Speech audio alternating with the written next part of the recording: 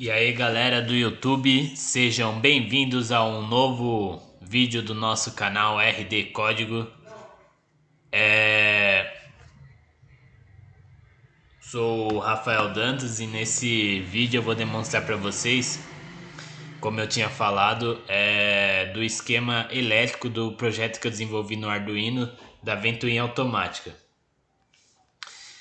Lembrando vocês que o projeto consiste em, através do microcontrolador Arduino, eu acionar ou desacionar uma ventoinha conforme a leitura de temperatura do meu sensor de temperatura LM35. Como eu tinha demonstrado para vocês aí no vídeo anterior. E eu utilizei o software Proteus para passar para vocês aí uma breve ideia do esquema elétrico e do arranjo de componentes que eu precisei para desenvolver esse projeto. Bom, galera, esse é o software Proteus, é um software muito usado aí no mundo da eletrônica, principalmente para quem gosta de desenvolver as placas, desenvolver projetos, porque ele permite que você debugue o seu projeto, ou seja, você consegue importar o arquivo X aqui do seu código e com isso você consegue ver se o seu código está funcionando corretamente ou não. Aqui no Proteus ele tem uma representação esquemática do microcontrolador que eu estou utilizando, que é o ATmega 328P. Só que lembrando vocês que eu estou utilizando o microcontrolador embarcado na plataforma Arduino. Mas é uma coisa muito legal de analisar esse esquemático do Proteus aqui, é que com esse esquemático a gente consegue estudar melhor o arranjo dos pinos, a nomenclatura dos pinos do meu microcontrolador. Então vamos lá. Aqui no microcontrolador, basicamente eu precisei de uma... usei um pino dele como um I/O dele como saída digital, o PB0. Essa saída digital vai ser responsável por acionar ou desacionar o nosso driver da ventoinha, que eu vou mostrar para vocês um pouquinho adiante. Utilizei uma entrada analógica do meu microcontrolador, o meu canal 0, né, o meu ADC0, que aí no Arduino Uno ele está representado como pino A0. Então, para ficar um pouquinho mais fácil de entender, eu coloquei aqui a mesma nomenclatura que está no Arduino Uno. Precisei dos pinos de comunicação serial do microcontrolador, o RX e o TX. O meu RX do meu ATmega 328P, ele tá pegando o sinal do TX do módulo. Lembrando para vocês que a comunicação serial, ela tem esse cruzamento de RX e TX, né? Ou seja, o RX sempre vai ligado no TX e o TX sempre no RX. Muitas pessoas às vezes confundem essa ligação e acaba dando erros aí na comunicação serial. Lembrando para vocês que o RX do nosso módulo ele funciona com 3,3 volts e o nosso TX do ATmega ele manda um sinal de 5 volts. Então eu utilizei a topologia de um divisor de tensão aqui para rebaixar esses 5 volts para 2,5 volts, para 2 volts e meio, que é uma tensão aí que o RX do módulo Bluetooth já entende e já trabalha, porque ele trabalha com tensões até 3,3 volts. Só que, pelo menos no HC05 que eu estou utilizando, quando você trabalha com ele em 3,3 volts, você trabalha no limite do módulo. Então, na minha montagem prática aqui, eu usei dois resistores de 10K.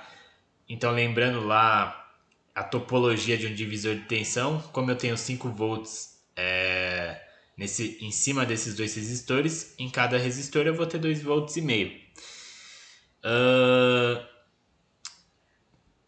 Vamos lá. Outra coisa legal desse divisor de tensão aqui é se atentar a não utilizar resistores muito baixos. Porque quando você usa um resistor muito baixo, você pode ter uma atenuação aí do seu sinal e acaba não acionando lá corretamente o RX. Você acaba mandando toda a sua atenção aqui para a GND. Então, como eu estou falando do HC05, eu representei ele aqui num conector que o Proteus me permite.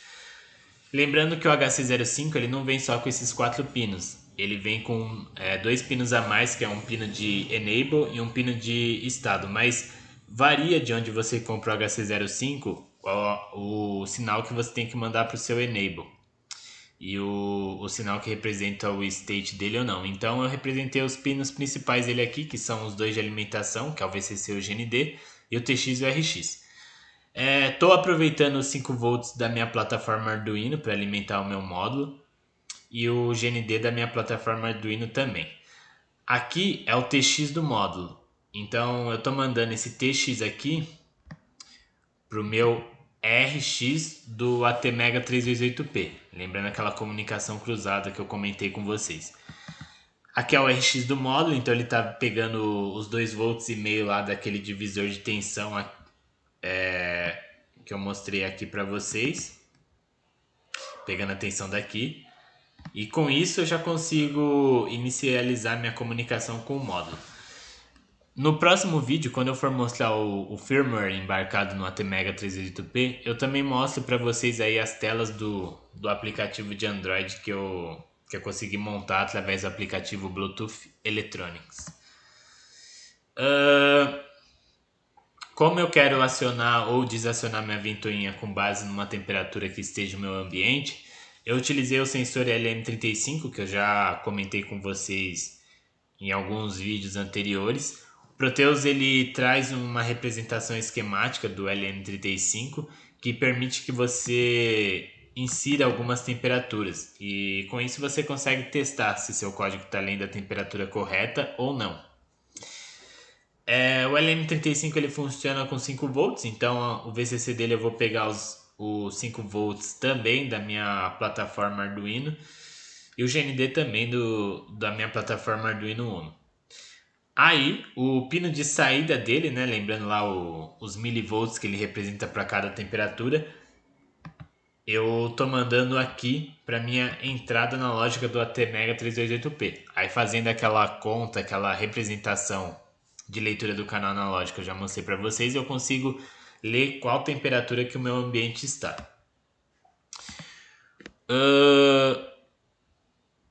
Vamos para o nosso driver. Bom, o ATmega 328P não vai ter lá o potencial de corrente ideal para acionar a minha ventoinha. Então o que eu fiz aqui? Eu fiz um driverzinho, né, como é chamado na eletrônica, com um MOSFET IRFZ44N. MOSFET, para quem não se recorda, é um transistor de efeito de campo, acionado por uma tensão no gate.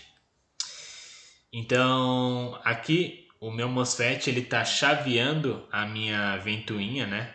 Ou seja, quando ele conduz, ele permite que os 12 volts passem aqui. Quando ele está aberto, ou seja, o meu gate está desacionado, ele não permite que meus 12 volts passem aqui.